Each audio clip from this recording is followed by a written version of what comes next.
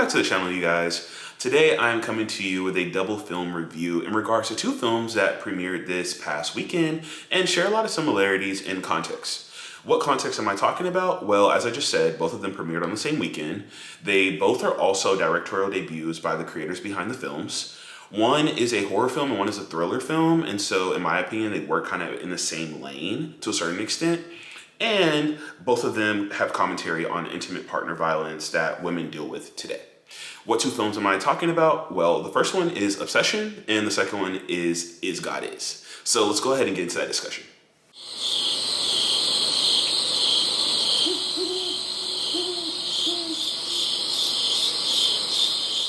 We could go ahead and start with Obsession since it is the first film of the two that I saw in theaters. And then after we talk about Obsession, we could go ahead and jump right into Is God Is, and we could talk about the similarities between both films.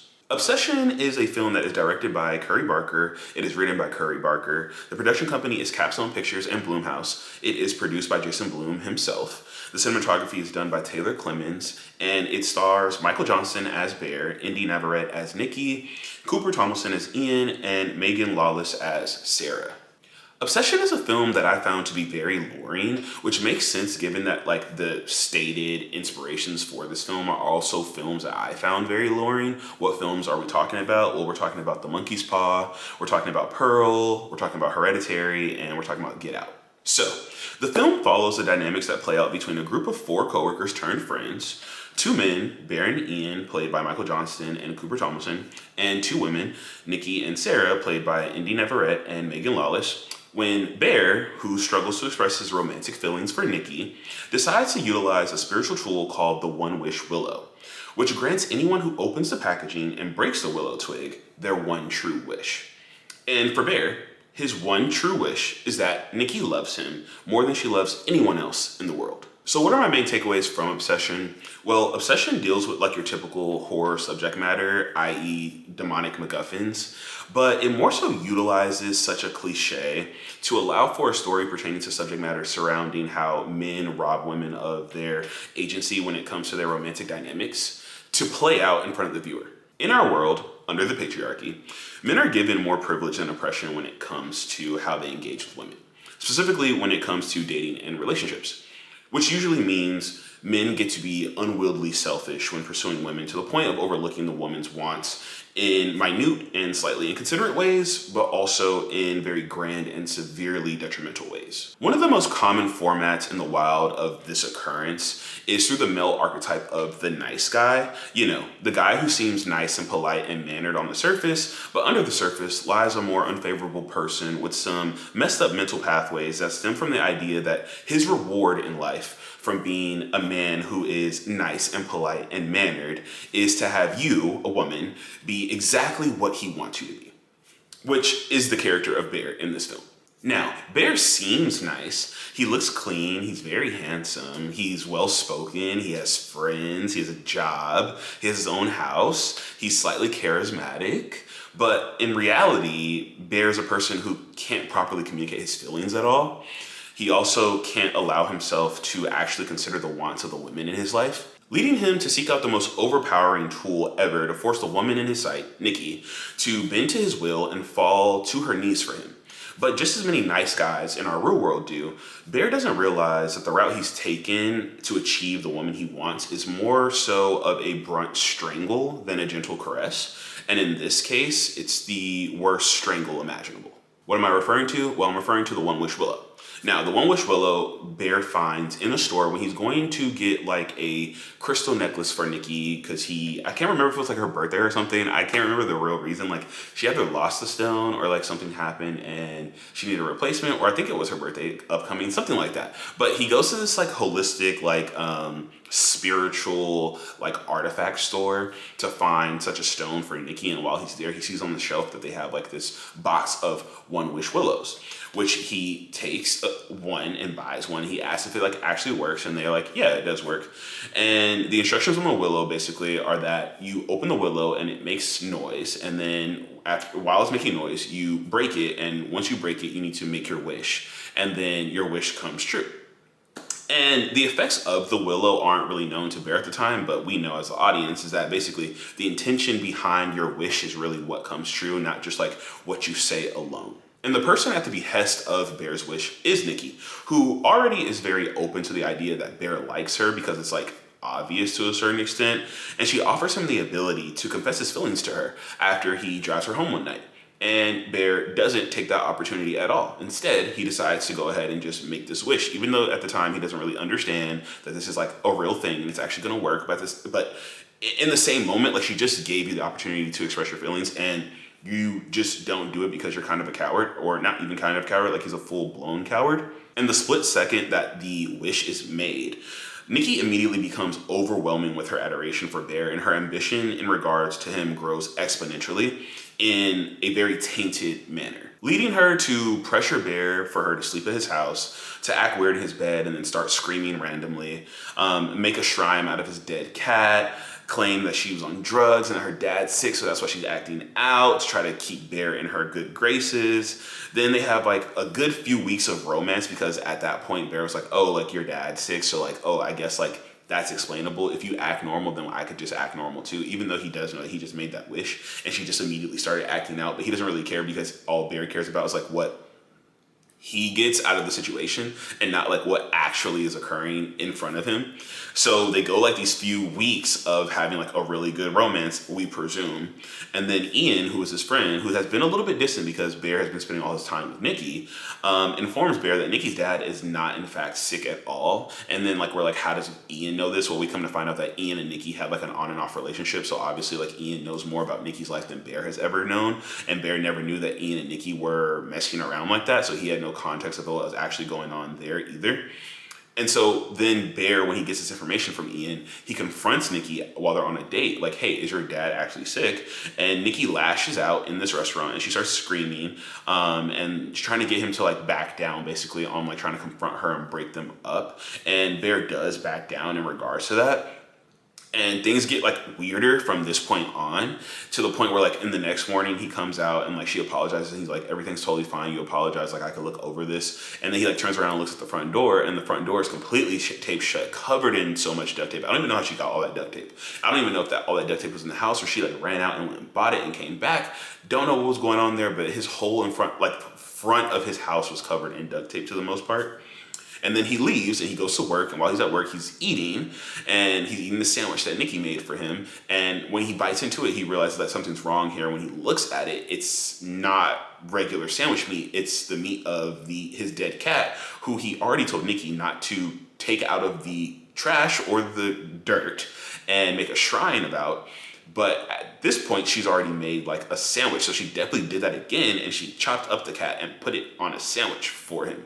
So things have gone like so far past the realm of reality and, normality, I should say. It's very absurd. But I think that this storytelling, or like this first like third of the film, is so good when it comes to the message that this film wants to convey, because in real life, men inadvertently force women to become other versions of themselves that aren't what they envisioned for their woman to be. And what do I mean? It's like when you have these nice guys, or you have these men who like, I'm an upstanding man, so you should be a woman who is doing my bidding, or what I want you to do as my woman. They don't really take into account the woman's individuality and her agency, and don't understand that like if you're gonna force someone to try to be what you want them to be, they're not gonna be who you were attracted to initially, and they're not gonna be who you wanted them to be. They're gonna become something else that they aren't able to be because they never were that, if that makes sense, right? And this film is kind of like hitting that over the head in the first, I would say first 40 minutes of this film. Then after all of this, chaos is starting to really spiral out and really affect Bear, he calls the One Wish Willow customer service number on the back of the packaging, right? And the guy who answers the phone informs him that Nikki is definitely suffering. This is not Nikki who he's dealing with. This is like a possessed version of Nikki, and like the real Nikki is like in some type of like spiritual purgatory and suffering. And he lets him hear her screaming and like in pain and crying, which Bear doesn't really have a reaction to. He's very like stunned, and he doesn't really like circle back around on that. But the guy on the phone tells him yeah, she's going to be over here suffering while you get to have her in real life and get her love as you wished for. And Bear's just like, can I take that back? How do I take that back? And they're like, oh, the only way to take your wish back is for either Nikki to die or for you to die, because Nikki is the wish. So if she dies, then the wish is over. Or you can die because if the person who asked for the wish dies, then I guess like the the contract between like the person who made the wish and like the spiritual entity of the one wish willow is then broken. And much like in real life scenarios, because these situations in real life usually require someone's essence to die or someone to actually die. Like when you have these scenarios where men have caused these women, or vice versa, a woman has caused a man to become a different person, and they don't like that, and it's making them miserable. And if you're somebody like me who's seen that in real life, you just look at it like, okay, so like somebody has to die here. Like either that person has to kill themselves, whether figuratively or literally, or like the other person needs to leave them, and that's not going to happen obviously because they want them to be like this. So it's just like a very toxic situation, and I think this film in that scene was trying to hit on that as well, and I thought that was really great. And from this point forward, like we as the audience, but also Bear knows that like what is going on is that Nikki is suffering, and this is like a demon in Bear's life now. It's not actually Nikki, it's not who he wants, and that like everything he wished for has gone left. And so the film just like leans into the horror aspect full force, because like we've acknowledged the truth of the matter, and so like you can't be in delusional land or be giving Bear the benefit of the doubt anymore. And we just go into all like the horror hijinks, right? And so what am I talking about? Like Bear comes back into the house after he called the customer service number, and Nikki is still standing where he left her, and now she's covered in her pee, her poop, and her throw up. Like she literally has not moved, waiting for him to come back, because like she is in this very manic state of like fiending for his love. And the last time she saw him, she was like hoping that he came back, and I guess until she saw that he came back, she wasn't going to move from that spot. Very odd, very crazy, right? And then they go to Ian's party, which Nikki isn't invited to, but Bear's invited to, and Nikki ends up coming because he like, foils at her crying. And they play this Jenga game, right? And in this Jenga game, you have to pull a block from the tower, and you have to do whatever the block says, right? And so Nikki pulls the block, and we don't even know what her block says, but all we know is that she stands up and she starts saying this very like eerie iteration of Hansel and Gretel. Do y'all want me to read it for you? Let me read it for you, because it's very interesting. I found it very unique that this film did this. Like horror films always do something very unique to try to make themselves like, stand out from everything else, because horror gets very repetitive to a certain extent. I think in this film, this is one of those moments where they try to do something super different than other films have. So like, let me read it for you really quick. The air was charged with a distant call of the night bird. His face was obscured, but I knew he was looking at my chest, each side stretching recently matured to different sizes. Hansel, come lay with me like the old woman taught us when we were children, I said. He closed the door and leaned against it. You're not my wife, Gretel, he said. I'm more than your wife. I'm your sister. Hansel flinched and reached for the door handle. I knew he would not leave this place. He would relent and choose to be inside me like he had many nights before. If not, I would flay his meaty forearm, roll it like a stick of licorice, and insert the flesh in between my legs. Hansel is my soul. Love only the branch of the willow tree could conjure. Brother, you will be inside me tonight. Crazy, right? And then Nikki sits down, and we have Bear, who takes a block, and his block says he needs to kiss a person to the left of him, who is Sarah. Sarah sits to the left of him. And then Sarah's like, oh, I don't want to do that because Nikki's right there. She's already been acting weird. And then Nikki comes from behind Sarah, and Sarah gets up and moves. And then Nikki I think Nikki pulls Sarah's chair back, and she sits where Sarah is sitting. And then she asks Bear to kiss her because now she's sitting to the left of him. And Bear does that, but then obviously Sarah leaves because it's very awkward here. And things go even worse because after that, Nikki grabs a brick, I believe, or a bottle, and she hits herself in the head twice or three times. And it becomes very, very weird and very, very crazy for everyone in that sense. And from there, the story just keeps spiraling up until we're at the point of Bear having to decide who is going to die between him and Nikki.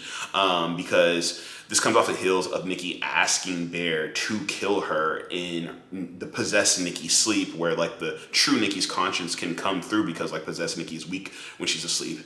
and she's like asking Bear, like, please just kill me because I'm suffering, like, please free me. And obviously Bear doesn't do that because to kill Nikki would be like to lose Nikki, and Bear doesn't want to lose Nikki, but also like he doesn't care about Nikki's actual feelings here because Nikki's suffering. Like, he heard her scream through the phone and she's here begging him to kill her, and Bear's like, I don't care about that. I'm still gonna try to find a way to get you to be what I want you to be, even though he has put her in like demonic torment. Like, Bear is insane, right? So he doesn't free her. And then Nikki goes on to kill Sarah because Bear sneaks out to go talk to Sarah. And like, obviously you have a maniac girlfriend who's possessed at home. If she finds out you're outside in the middle of the night with a girl who she's already jealous of, she's going to kill her. I guess Bear didn't think that through right. But she kills Sarah, and then she hides Sarah's body, but she doesn't really hide Sarah's body. And so at this point, Bear just decides to go ahead and kill himself, right? He goes and talks to Ian. Ian does a one-wish will because Bear's trying to prove to Ian that, like, this is real. Ian wishes for $1 billion. $1 billion fall out the sky into his house, right? Bear goes back home because he's like, Ian, you just stay here. I'm going to go get away from her, and then we're going to, like, figure out a way to get over this. And, like, Bear's plan is to possess Nikki to make a wish herself that breaks Bear's initial wish. That way it like cancels it out. He's trying to get her to like reverse psychology, cancel out the whole demonic possession of Nikki, right? Which doesn't work because Nikki's crazy and she has a gun and she's like using it towards Bear, trying to threaten him and be like, hey, I'll kill both of us if that's what it has to be at this point. But then Ian busts through the door, and then like she shoots Ian in the head, right? And so then Ian's gone, and this is just like Bear's just like, okay, so like you killed both of my friends, so like we're just gone too far. And so then Bear takes the gun, he runs into the bathroom, and he's like, okay, I'm just gonna kill myself, because obviously Bear's very, very, very selfish here. He's like the worst depiction of the nice guy archetype, honestly, in like recent memory, in my opinion. And he's so selfish that like he can't even like end Nikki's suffering. He has to like kill himself, but he can't even. He doesn't even have enough like oomph. He doesn't have enough like strength in his like ego, I would say, or in his brain to like shoot himself. And so he puts the gun down and he goes to all the pills he has in his cabinet, because I think he has all these pills in his cabinet because he inherited the house from his grandmother, who I think had all of these prescriptions, because there's no way that he has like oxycodone and Vicodin and all this stuff in there. And it's like, they didn't give this to a 23-year-old male. I know they didn't. So basically he takes the oxycodone bottle and he pops all the pills, right? He pops all the pills and swallows them. But right after he swallows them, I guess possessed Nikki, the one wish willow that he was trying to get her to use to cancel out his wish, she goes and creates her own wish, which is so that Bear can love her more than he loves anyone else in the world. The exact same wish that Bear made for her, she makes for him. And so then Bear becomes possessed, and I believe that means like regular Bear is now suffering just as Nikki was in some like, demonic purgatory.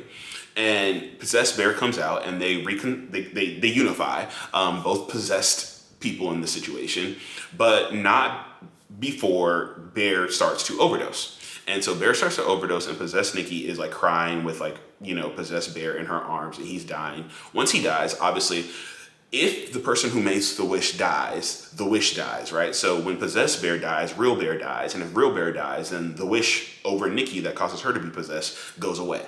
And so then regular Nikki comes back into the situation, and she realizes everything's crazy because you have Ian's body at the door, you have Bear's dead body in her hands, and then you have Sarah's mutilated body in the kitchen, and she's just like, what the hell is going on? But also like she has to be aware of everything that was going on, because there's no way that she could have told Bear to like kill her, or like those moments where like her consciousness came through, like she was seeing what was happening to a certain extent.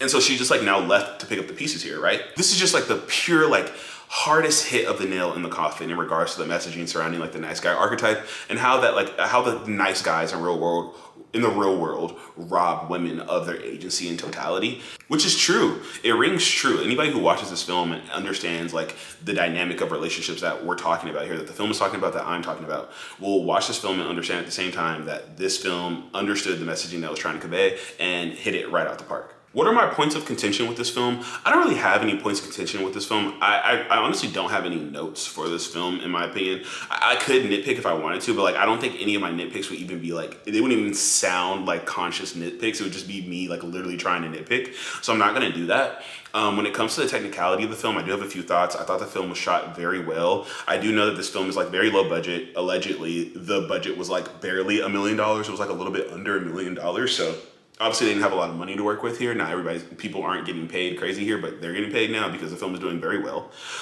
So the film had it had minimal tools to utilize, and they had a lot of minimal sets. I think Curry Barker said that they only use one set, and they used like 3 different like set designs in this film. So that was great. Or maybe he said like they only used 3 different locations, and they were all in like LA area, I believe. So they did a lot with a little bit, and I commend them for that. I also think the only other like camera work or like technical effect I would say that like really caught my eye was the moment after the wish is made initially, and Nikki freaks out on Bear in the bed, and she goes home, and then the next day she knocks on his door, and she's trying to apologize and explain to him that I'm just going through some stuff right now. My dad's sick, X, Y, and Z. I was doing drugs the other night, right? Excuses that like possessed Nikki is making.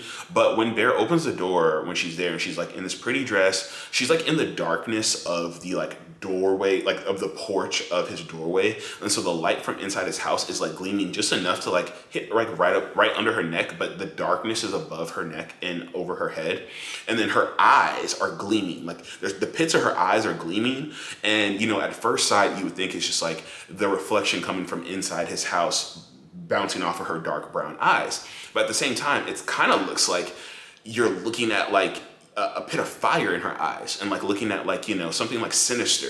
And I thought that was really cool. It was just like very, very quirky in my opinion, and I that caught my eye. When it comes to like the sound and score, I don't have a lot of things to talk about. I don't really remember anything in regards to like score with this film. Sound, I think the only thing notable about the sound in my opinion, because like I just wasn't paying attention that much to like the audio that was going on here, is that the film does leave off on Nikki just like eternally wailing and crying and screaming and in misery, and that like stuck with me because I'm just not like a torture porn type of guy. Like I just don't sit there for people just like crying like consistently and like screaming and in pain. So literally the second that like the credits start rolling and it's just showing her like wailing and crying and screaming, I was like, okay, time for me to get up and go. I was like, time for me to get up and go. This is not for me. This is for like the true horror fans who are here. I'm just a regular cinephile. I just wanted to see the movie, right? So I got up and left. And so that's the only thing about the score and sound that I have to say or to talk about. So that sums up my thoughts on Obsession. Let's go ahead and jump right into Is God Is. So Is God Is directed by Aleshea Harris. It is written by Aleshea Harris. It is produced by Aleshea Harris and Jacuzzi's Bravo. The cinematography is done by Alexander Dynan. The production company is Orion Pictures and Viva Mod. And the cast consists of Kara Young as Racine, Mallory Johnson as Anaya, Vivica A. Fox as Ruby, Sterling K. Brown as The Monster, Janelle Monáe as Angie, Mykelti Williamson as Chuck Hall, Erica Alexander as Divine, Xavier Mills as Scotch, Justin Ross as Riley, and Josiah Cross as Ezekiel. Is God Is also a film that I found to be very alluring. It follows a journey of 2 women who are twins, Racine, played by Kara Young, and Anaya, played by Mallory Johnson, existing in the world under the perception people have of them physically due to the burn scars visibly left on their bodies as a result of their father's abuse towards their mother when they were children, who, after 20 years and reuniting with her twin daughters, asked them to murder their father for her as her dying wish, and they abide, leading them on this unforeseen murderous journey down the road towards the murder of their father. Similar to Obsession, Is God Is deals with your typical revenge flick subject matter, such as being on a mission to execute the one man who wronged you so deeply. But just like Obsession, it utilizes that cliche to allow for a story pertaining to subject matter surrounding how men rob women of their agency and romantic dynamics to play out in front of the viewer. Specifically, displaying how this plays out for Black women in particular, where Black men who may posture as upstanding men can foil in being upstanding men and terrorize the Black women in their life due to the unbound amount of loyalty we as Black people have towards Black men, based on the concept that Black men are the epitome of the greatness of the Black community. Where we see this with the character of the monster in this film, played by Sterling K. Brown, who doesn't treat anyone in his life well, but is still allowed to proceed down his path of causing destruction due to this perception on him that he is a upstanding man. When it comes to how the monster treats the twins' mother, he's very abusive. He's stalking them after she has left them, and then he strangles her and physically harms her, and then sets her on fire. And then you have the twins themselves, who get set on fire indirectly from their father, but also they are, left abandoned by their father, the monster. And then you have Pastor Divine, who is abandoned by him, but she just thinks that he's a great man. So he gets to go on and move on from her, and she's still leaning and waiting for him. And then you have Pastor Divine's son, who believes that his father, who is the monster, is going to return one day and, crown him as his prince to some extent. And then you have the lawyer, who thought that the monster was a good upstanding man, even after he did all that stuff to the twins' mother. And the monster ends up cutting his tongue out and he can't speak anymore. And then he even safeguards his identity from the twins themselves. And then you have the wife, who is played by Janelle Monáe. She looks at him as like an upstanding man, or less so as an upstanding man, because obviously we meet her at her breaking point. But basically she sees him as a man who is worth sacrificing herself for, because he is an upstanding man. He is a man who is to be respected in her brain. And then you have the twin sons, who also look at their father the exact same way and they have no concept of their father being a bad person, given that he's done all this stuff, given how their mother acts around the house and all these things that contribute to his image being tainted. But they don't care, because in their mind, he is an upstanding man. And you even have the court system, who let him off after he did the burning of the twins' mother. So literally everyone in society is deeming him an upstanding man and allowing him to, go on a reign of chaos throughout his life. Which correlates back to how the nice guy archetype is displayed in Obsession, where if you are a man who checks off all the boxes of being an optimal man in society, you're then supposed to be allotted the rewards of life. And what am I talking about? A woman who is subservient to every single one of your needs. However, in this film, it's less about the indirect and inconsequential nature of such an occurrence as we see in Obsession, and more so about the direct and consequential nature of such an occurrence that we see in Is God Is. And to take it even further, we're actually talking about black femicide here. And if you don't know what black femicide is gender-related killing of black women who are predominantly killed by their intimate partners or their family members, i.e. black men. And the film hits that over the head, given that all the black women who have died in this film have died due to the actions of the monster himself, whether that be indirectly or directly. And I commend Aleshea Harris and everyone a part of this film for executing that to the degree that they did. Is God Is more so a film that is telling you than showing you, where Obsession is more so a film that is showing you than telling you. And what do I mean by that? Well, in Is God Is, we have more literary and verbal expression of its premise and messaging, where you can see that in the quirky moments of telepathic communication here. That's not the cliche format of telepathic communication, which is verbal, auditory communication. Here, it's very textual and literary, right? And then in Obsession, they do more thematic and visual expression of its premise and messaging, where you can see in the moments in which Nikki is standing in the corner in the darkness and vocalizing her deep dread for the idea that she's not meeting the mark and being everything that Bear needs her to be. That is visually showing us how the robbing of a woman's agency and how much that drives her crazy actually occurs. Rather than telling us, is showing us that. And this is so intriguing to me, because we're seeing in real time on the exact same release date how two extremely similar messages can be conveyed so differently, yet still be equally as impactful. Which is a big treat for someone like me who's a cinephile and, I actively go to the theater. It's rare that you get these back-to-back experiences that are on different wavelengths, but also hitting on the exact same thing and executing it to the exact same level, in my opinion. Now, away from the comparisons between both of the movies, there are some other things that I found interesting about Is God Is. The first thing is the sisterhood dynamic between Kara Young and Mallory Johnson, between Racine and Anaya in this film. I thought it was very believable, and I think it was executed perfectly. Honestly, there was not a scene between them that I didn't feel the chemistry there. The chemistry is so potent between them. You can definitely tell that Mallory and Kara Young have a bond, or developed a bond while filming, at least, that really rang true through the camera. camera, and so I love that personally. I also just love the casting choices here in general. You have Vivica A. Fox here, who's always a pleasure to see on screen in my opinion, and she's a legend, of course. And then you have Janelle Monáe as well here, who I think Janelle Monáe can act more. Obviously, like Janelle Monáe's first role that I believe that I saw on film was in Moonlight, which I loved. Now, Janelle Monáe has been in like other films that I don't like Knives Out, Glass Onion, but I can't say that Janelle Monáe has ever been like, you know, something that I didn't want to see on my screen. And so I kind of want to see her do more on my screen, because I think that she says a lot more to show us and give us when it comes to like her acting talent. Sterling K. Brown is here, and he's doing something a little bit different than he usually does, but he also is like doing like everything that he usually does. But it's always a delight to see Sterling K. Brown. I think he's a talent. I want to see him in more films.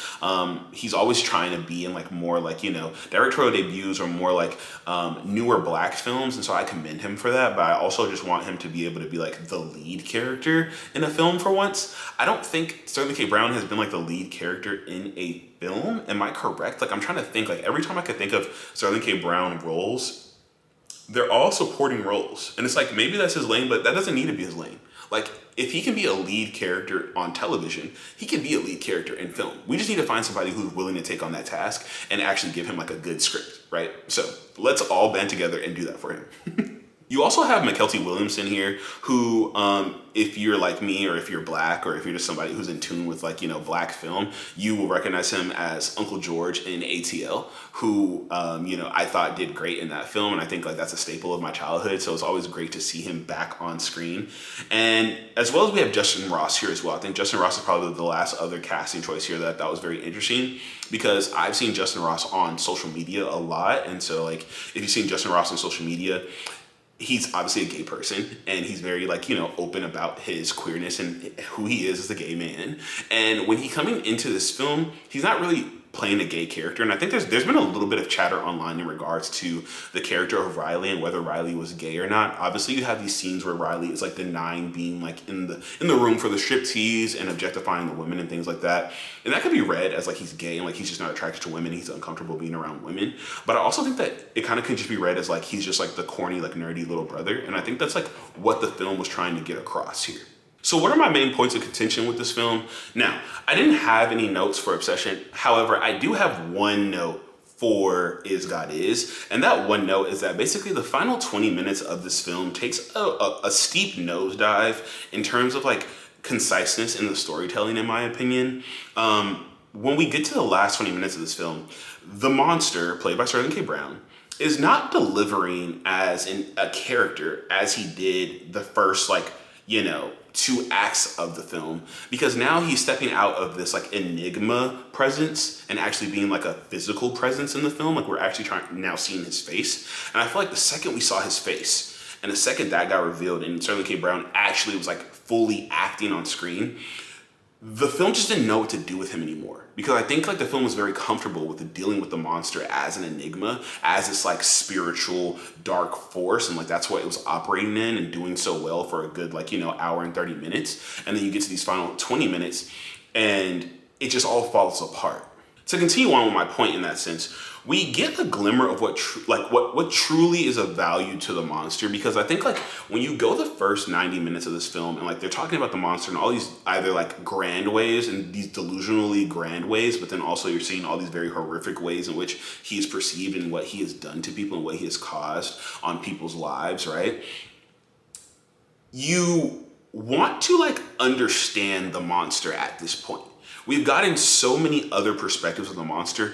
As a viewer, at least myself, you want to understand like for yourself, you want the film to show you who he actually is. And then like they try to like, you know, they do this like red herring thing where they try to make it whereas like he actually is very considerate because he comes home and sees his sons are dead and he's like very calm and chill. Now, he's very calm and chill, which is odd. That's like really odd. He goes and makes a sandwich after he sees his sons are dead, right? That's very odd.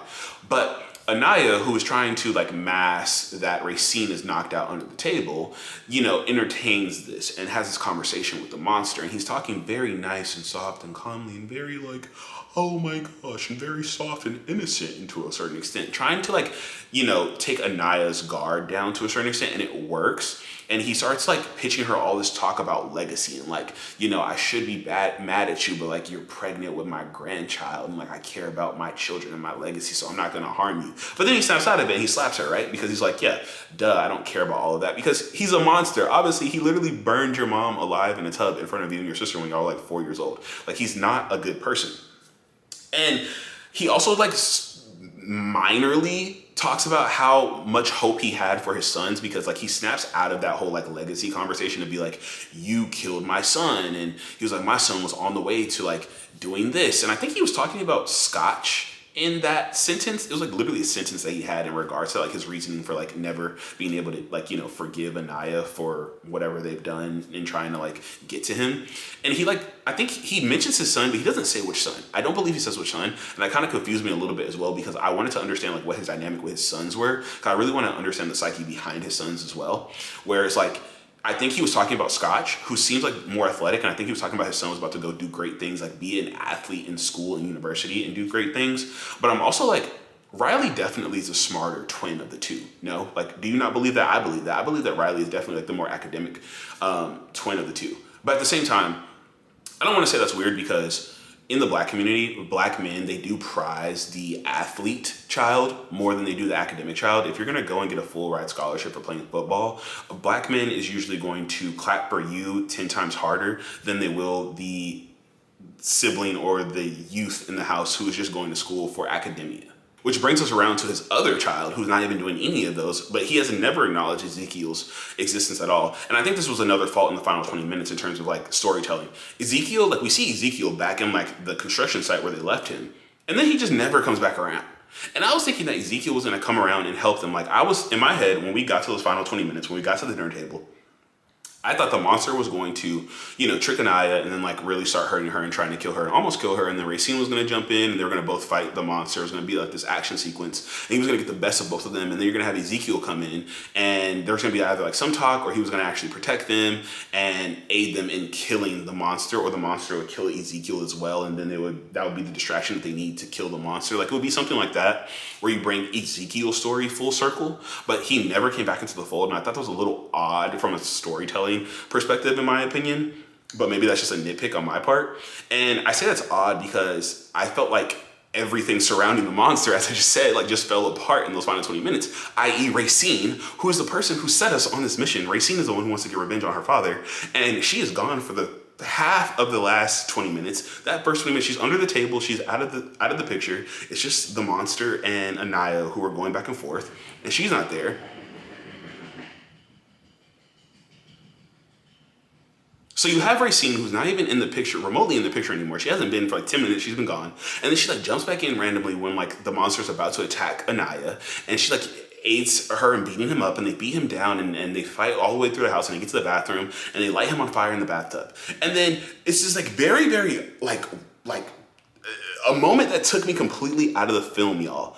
Where like he's burning and literally he's like screaming and yelling, and Anaya and Racine are both like the same distance away from the tub, which they're in this, they should have been at the doorway, but they're like literally like 4 feet away from the tub. And he just like randomly like grabs Racine's hand and pulls her into the tub, and she like just like gets set on ablaze as well. And like Anaya does nothing to help her. And I'm like, okay, maybe you can say it's because like they both have been burned and like jumped into a tub and trying to save somebody before, and like Anaya doesn't want to go back down that road. But I do not think Anaya wouldn't get burned again to save Racine. Literally, like her soulmate, the person who she's lived her whole life with and who has never judged her for how she looks. I don't think that would be an apprehension of hers. And I think she could have pulled Racine right out. Racine may have been burned again, but like she could have saved Racine's life. The monster was going to die regardless. He's been burning for like literally a whole minute at this point. Like he was going to be done for. And then from that moment, like Racine's dead, and we don't really even talk about that. Like she just like jumps in, she just gets grabbed into the pool, and she just like, ah! And then like, it's just like, and I just like runs out. She runs out of the house, and she just like does this like very like depressive, like crying and screeching, and the house burns, goes into flames and burns up, and like everybody in the house, I guess, burns up and burns to ashes as well, because we do this time jump where like, it's the morning now, and like the whole house is burned down. And I'm just like, we needed to tie up the knot. Like, it felt like Aleshea Harris, like, it was like, okay, we just got to tie the knot. We only got 20 minutes left. I did everything I could in the first, like, for 90 minutes. We only got 20 minutes left. Let's just tie the knot.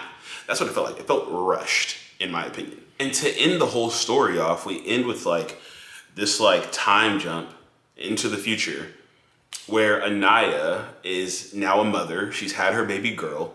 And I don't even know if they named the baby girl. I don't know if she named the baby girl Racine. I feel like she did name the baby girl Racine. Maybe she named the baby girl Robin or something. I don't know what it was. But she just has her baby, and like we end on this note of like, and now Anaya is gonna be like a great mother. Like now it's just Anaya and the baby. And I'm like, okay. I'm like, sure.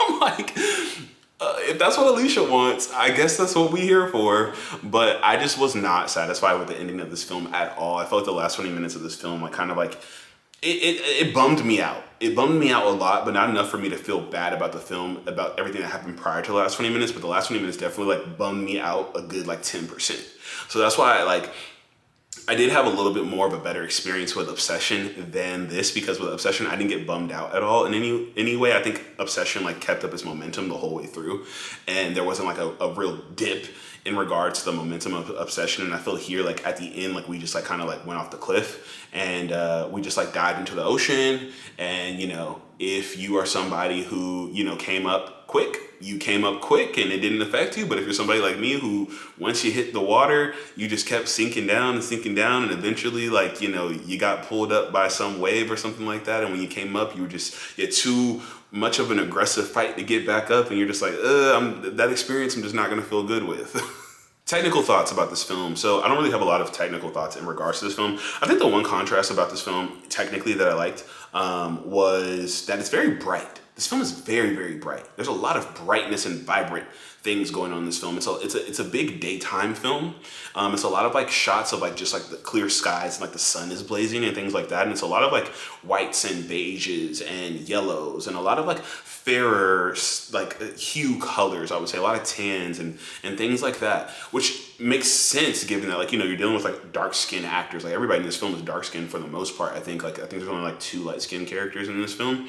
And so, like, you know, you're dealing with like melanated skin. And so what's going to bounce off of that when you're like having like this bright thing, like brighter clothes, obviously, which is great. And if we're trying to like, you know, do one last comparison in regards between like Is God Is and Obsession, Obsession is a very, very dim and gloomy and darker film. It's not really a bright film at all. It's very overcasty. It's very at nighttime. It's very like we're in shadows. And so that was a big contrast from each other after seeing them back to back like I did, where you go from something that's just very, very dark and something that's very, very light, but they're also like doing similar things. And so I think that double feature watch was very, very fruitful for me as a cinephile, and I'm thankful for it, honestly.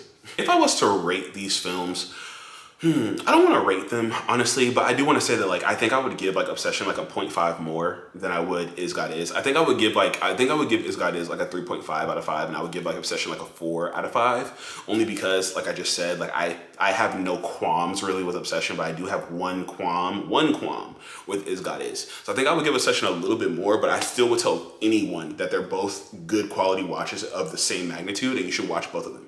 And if you're watching this video and you haven't seen either of them, or you've only seen one of them and not the other, I would tell you to go watch the other, or just make sure you watch both of them. So, but yes, those are my thoughts on Obsession and Is God Is. Shout out to Curry Barker and Aleshea Harris. I, you know, loved both of their directorial debut films, and I think Curry Barker already has like his second film already filmed and coming out like next year sometime, so good for him. And I hope Aleshea Harris has another film that gets greenlit and, you know, financed, and she can push that through as well. I think Aleshea Harris is really interesting because Aleshea Harris is like 46 years old, I believe, and so like to have like your directorial debut at the age of 46 is like really interesting. And for it to be good, like I'm rooting for her. Like I want her to do a lot more. I want her to collaborate with more people, and so I'm just wishing the best for both of them, honestly. And as I always say, I'm just a wannabe cinephile, and these are my thoughts. And I will catch y'all in the next video. Bye.